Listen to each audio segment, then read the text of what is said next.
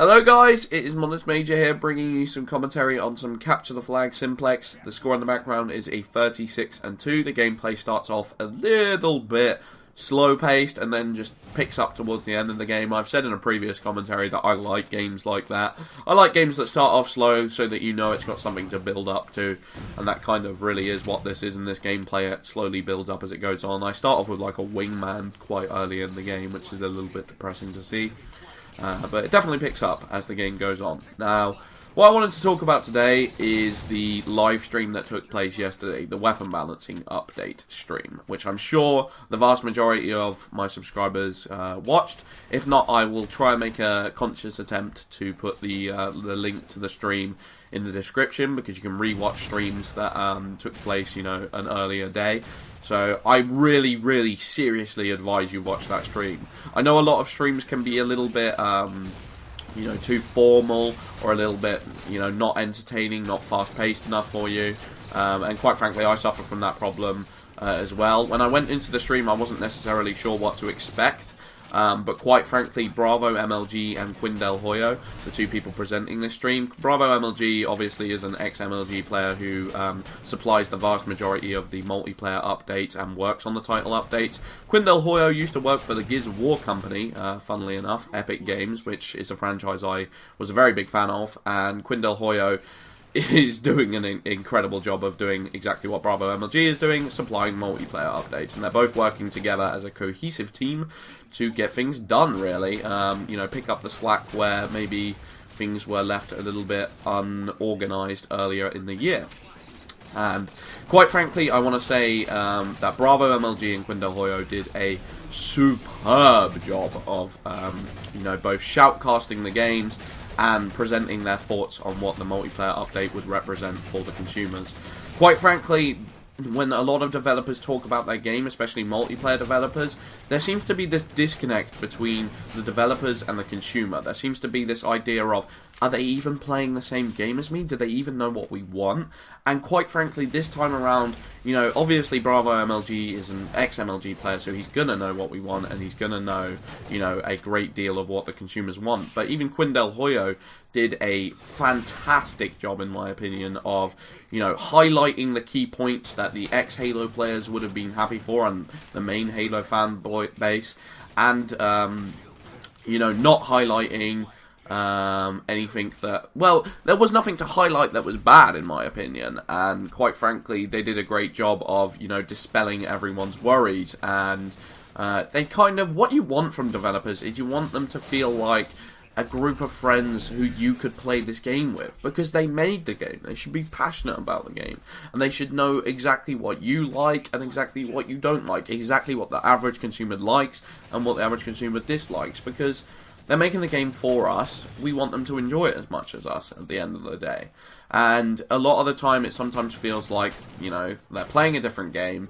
They don't necessarily get annoyed by the same things as us, and they don't necessarily enjoy things that we don't enjoy. Whereas this time around, they did the right amount of emphasis on the battle rifle. The battle rifle had kind of taken the backseat to the DMR, and it was something that had really you know, upset a lot of core Halo players. And I feel like they did a great job of amping up the enthusiasm and the excitement for the battle rifle's return. And quite frankly, I feel like the pacing of this game will be spectacular when the battle rifle returns. You know, seeing these maps being played on Skyline, on Haven, the excitement levels were just so high, the adrenaline, the gameplay looked so enjoyable to watch. And quite frankly, the DMR combat has just become a little bit too repetitive. The DMR, I don't know, it never feels fast-paced within combat. It never feels like you're pulling off anything, you know, masterfully skillful. When you pull off the 4-shot with a battle rifle, it has always just felt more rewarding, in my opinion. DMR auto-aim just reward you a little bit too much, especially in mid-range to long-range combat, and that is not something I necessarily wanted. The other rifles, I think they did a great job of not just completely leaving them at the wayside. The other rifles feel like they will have their own roles, but not be overpowered to any extensive degree. Obviously, you know, I haven't got my hands on this game, and a lot of players haven't got our hands on the game, and a lot of these changes will only become fully apparent, and we will fully register the importance of certain changes once we have our hands on the game for like 10 or more so games. So it's kind of hard now to say whether each change is fully valuable. But from a statistical and a from the perspective of an audience of that live stream, they did a very good job of articulating their reasons for doing so. And my hopes is that everything is going to work out fine. Obviously, usually when the developers leave, especially 343, when they hold some of these meetings, there's always something you're holding out for. There's always some sort of cringeworthy point where you're just waiting for, oh no, I didn't want to hear that. Whereas in this stream, I didn't really hear that. There was even a moment where Bravo MLG was talking about automatic weapons, and he was saying how they'd be the battle rifle could lose to them up close. And there was a point, that was the point where I was like, oh, am I going to cringe at this? I don't want the assault rifles to be that good. And then, Quinn Del Hoyo did a good job of trying to dispel that and saying, oh, the battle rifle will still be able to take out the assault rifle if you place your shots well enough. And whether that will be true when we get our hands on the game is up for debate. The only thing I'm worrying about this whole weapon patch is automatic weapons getting a buff. I think I've said it before. The assault rifle is just a little bit worrying. I feel like it packs a bit of a punch as it is, and I don't necessarily want to see it be able to just completely outweigh the battle rifle. If the battle rifle's only strength is close range, and then they've added a counter which can easily dispute that, that's not something I'm necessarily looking forward to, because then what is the point in giving us that if you're just going to give us an easy counter to it? If everyone's going to be running around with assault rifles because everyone else will be running around with battle rifles, that could be a major damage to the game.